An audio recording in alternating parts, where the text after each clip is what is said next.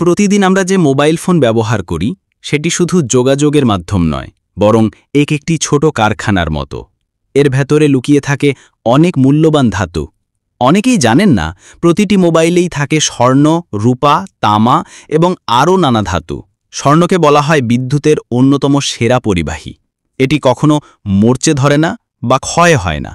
সেই কারণে মোবাইলের ইন্টিগ্রেটেড সার্কিট বোর্ডে থাকা ক্ষুদ্র ক্ষুদ্র কানেক্টরগুলোতে ব্যবহার করা হয় আসল খাঁটি স্বর্ণ। যদিও একটি মোবাইলের স্বর্ণের পরিমাণ খুবই সামান্য, তবুও বিশ্বব্যাপী যখন কোটি কোটি ফোন বাতিল হয়, তখন সেখান থেকে সংগ্রহ হয় বিশাল অঙ্কের স্বর্ণ। একটি টন ইলেকট্রনিক বর্জ্য থেকে প্রায় ৩০০ থেকে ৪০০ গ্রাম পর্যন্ত স্বর্ণ পাওয়া যায়, যা খনি থেকে তুলনামূলকভাবে বেশি লাভজনক।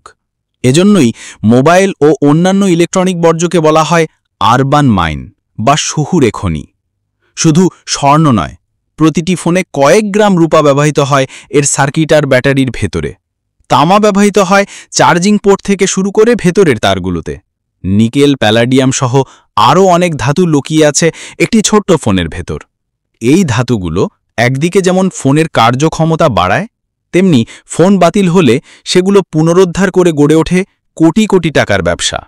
আজকের পৃথিবীতে ইলেকট্রনিক বর্জ্য বা ওয়েস্ট দ্রুত বাড়ছে।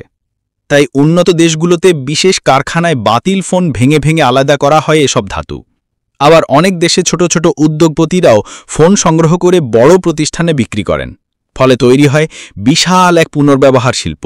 ভাবতে অবাক লাগে, আমাদের হাতে ধরা সাধারণ একটি মোবাইল ফোনের ভেতরে লুকিয়ে আছে স্বর্ণের মতো দামি সম্পদ। তাই ফোন শুধু যোগাযোগের মাধ্যম নয়, এটি এক অর্থে সোনার খনিও বলা যায়।